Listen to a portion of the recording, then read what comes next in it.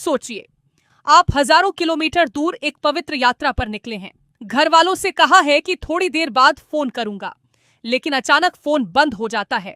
जिस रास्ते से आप गुजर रहे थे वही रास्ता पानी में बह जाता है और फिर परिवार के पास आपकी कोई खबर नहीं पहुंचती।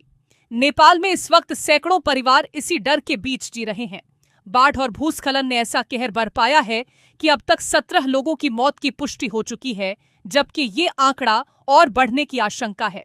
वहीं 105 भारतीय नागरिकों समेत सैकड़ों लोग लापता बताए जा रहे हैं। कहते हैं, जब मुसीबत आती है तो वो दरवाजा खटखटाकर नहीं आती। नेपाल में आई ये तबाही अब भारत के दरवाजे तक पहुंचती नजर आ रही है। बिहार और उत्तर प्रदेश के कई सीमावर्ती जिलों में हाई अलर्ट जारी कर दिया गया है। सबसे ज्यादा तबाही नेपाल के रसुआ और आसपास के इलाकों में देखने को मिली है। नेपाल टूरिज्म बोर्ड यानी एनटीबी के मुताबिक बाढ़ और भूस्खलन के बाद 384 से ज्यादा लोग लापता हैं। इनमें 291 विदेशी पर्यटक और 93 नेपाली नागरिक शामिल हैं। लापता विदेशी नागरिकों में 105 भारतीय, 37 एनआरआई के अलावा अमेरिका, ब्रिटेन, मलेशिया, दक्षिण अफ्रीका, ऑस्ट्रेलिया और नीदरलैंड्स के नागरिक भी शामिल हैं। यानी नेपाल की इस आपदा ने सिर्फ वहां के लोगों को ही नहीं बल्कि कई देशों के परिवारों को चिंता में डाल दिया है। और खतरा यहीं खत्म नहीं हुआ। टिमुरे बॉर्डर पोस्ट पर तैनात 9 पुलिसकर्मी भी लापता बताए जा रहे हैं। बाढ़ इतनी विनाशकारी थी कि रसुआ का एक प्रमुख हाइड्रो पावर प्रोजेक्ट पूरी तरह तबाह हो गया। वहीं ढाडिंग और नुवाकोट में कम से कम 1 दर्जन जल विद्युत परियोजनाओं को भारी नुकसान पहुंचा है। हालात की गंभीरता को देखते हुए नेपाल के प्रधानमंत्री बालेन शाह ने रसुआ, नुवाकोट, ढाडिंग, गोरखा और चितवन के प्रभावित इलाकों के सांसदों से बातचीत की। बैठक में बाढ़ से हुए नुकसान, नदी किनारे बसी बस्तियों की स्थिति और राहत बचाव अभियान पर चर्चा हुई। लेकिन इस पूरी कहानी में सबसे बड़ा सवाल अब भी यही है, आखिर इतनी भयानक बाढ़ आई कैसे? क्योंकि हैरानी की बात यह है कि रसुआ इलाके में पिछले 24 घंटों में सिर्फ 7 मिलीमीटर बारिश दर्ज की गई। इतनी कम बारिश में इतना बड़ा सैलाब, तो फिर पानी आया कहां से? स्थानीय प्रशासन के मुताबिक इस फ्लैश फ्लड की वजह तिब्बत के ऊपरी हिस्से में किसी ग्लेशियल झील के फटने को माना जा रहा है। यानी पहाड़ों के ऊपर जमा पानी अचानक नीचे की तरफ आया और रास्ते में जो कुछ मिला उसे अपने साथ बहाता चला गया। नेपाल के त्रिशूली और गंडक कैचमेंट एरिया में जल स्तर खतरनाक स्तर तक पहुंच चुका है और अब इसी वजह से भारत में भी चिंता बढ़ गई है। बिहार के आपदा प्रबंधन विभाग ने गंडक नदी में करीब 3 मीटर तक ऊंची फ्लैश फ्लड वेव आने की चेतावनी दी है।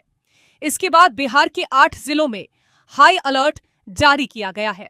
इन जिलों में पश्चिमी चंपारण यानी बेतिया, पूर्वी चंपारण यानी मोतिहारी, गोपालगंज, सारण, मुजफ्फरपुर, वैशाली, सीतामढ़ी और शिवहर शामिल हैं। यानी नेपाल के पहाड़ों से निकला पानी अब बिहार के मैदानी इलाकों के लिए खतरे की घंटी बन चुका है। संभावित संकट को देखते हुए केंद्रीय गृह मंत्री अमित शाह ने बिहार के मुख्यमंत्री सम्राट चौधरी से फोन पर बातचीत की है। गृह मंत्री ने राज्य सरकार को हर संभव मदद का भरोसा दिया है। वहीं किसी भी आपात स्थिति से निपटने के लिए एनडीआरएफ को संगठित किया जा रहा है। बिहार के जल संसाधन विभाग ने गंडक बैराज के सभी फाटक खोलने और नहरों में पानी प्रवाहित करने का निर्देश दिया है। गोपालगंज, मुजफ्फरपुर और बेतिया में एनडीआरएफ और एसडीआरएफ की टीमें तैनात कर दी गई हैं और उन्हें स्टैंड बाय पर रखा गया है। जिलाधिकारियों को निचले इलाकों से लोगों को निकालने, कम्युनिटी किचन शुरू करने और राहत शिविर तैयार रखने के निर्देश दिए गए हैं। लेकिन अब नजर उत्तर प्रदेश पर भी है। नेपाल से आए उफान का असर यूपी के पूर्वी जिलों में दिखाई देने लगा है। महाराजगंज, गोरखपुर, सिद्धार्थनगर और कुशीनगर में रोहिन, गंडक और दूसरी सहायक नदियों के जलस्तर पर लगातार निगरानी रखी जा रही है। नेपाल सीमा से सटे निचले इलाकों में प्रशासन ने सतर्कता बढ़ा दी है और ग्रामीणों से नदियों के पास नहीं जाने की अपील की गई है। मुख्यमंत्री योगी आदित्यनाथ ने भी एक्स पर नेपाल की स्थिति को लेकर चिंता जताई। उन्होंने कहा कि रसुआ क्षेत्र में भोटेकोशी नदी में आई भीषण बाढ़ से हुई क्षति बेहद चिंताजनक है और भगवान पशुपतिनाथ से सभी के सुरक्षित होने की प्रार्थना की। सीएम योगी ने अधिकारियों को महाराजगंज और कुशीनगर में गंडक और नारायणी नदियों के बढ़ते जल स्तर को देखते हुए पूरी सतर्कता बरतने और जरूरी तैयारियां सुनिश्चित करने के निर्देश दिए हैं। उधर प्रधानमंत्री नरेंद्र मोदी ने भी नेपाल में हुई मौतों पर दुख जताया है और भारत की ओर से हर संभव मदद की पेशकश की है। पीएम मोदी ने नेपाल के प्रधानमंत्री बालेन शाह से फोन पर बात की और बाढ़ से हुए जानमाल के नुकसान पर दुख जताया। उन्होंने कहा कि मुश्किल की इस घड़ी में भारत के लोग नेपाल के अपने भाई बहनों के साथ मजबूती से खड़े हैं। भारत नेपाल को हर संभव मानवीय सहायता देने के लिए तैयार है और दोनों देशों की टीमें राहत और बचाव कार्यों के लिए मिलकर काम कर रही हैं। नेपाल सरकार ने भी राहत बचाव अभियान तेज कर दिया है। 14 हेलीकॉप्टर तैनात किए गए हैं, लेकिन सबसे बड़ी परेशानी ये है कि टिमुरे का स्थानीय हेलीपैड ही बाढ़ में बह चुका है। ऐसे में राहत टीमों को प्रभावित इलाकों तक पहुंचाना बड़ी चुनौती बन गया है। इस बीच नेपाल टूरिज्म बोर्ड ने आपातकालीन सहायता के लिए हेल्पलाइन नंबर जारी किए हैं। वहीं काठमांडू स्थित भारतीय दूतावास ने नेपाल में फंसे या प्रभावित भारतीय नागरिकों की मदद के लिए 2 इमरजेंसी नंबर जारी किए हैं। लेकिन इन तमाम तैयारियों के बीच सबसे बड़ा सवाल उन लोगों को लेकर है जिनका अभी तक कोई पता नहीं चला है।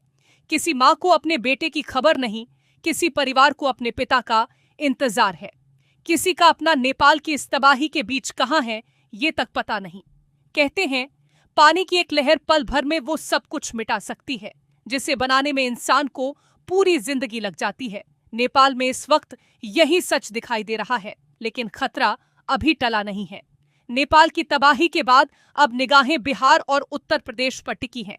आने वाले घंटों में गंडक और नारायणी समेत दूसरी नदियों का जलस्तर कितना बढ़ता है, फ्लैश फ्लड का असर कितनी दूर तक पहुंचता है और लापता लोगों में से कितनों की सुरक्षित खबर मिलती है, इन सवालों के जवाब आने वाले वक्त में मिलेंगे। फिलहाल नेपाल में राहत और बचाव अभियान जारी है। भारत मदद के लिए तैयार है और बिहार से लेकर उत्तर प्रदेश तक प्रशासन पूरी तरह अलर्ट मोड पर है।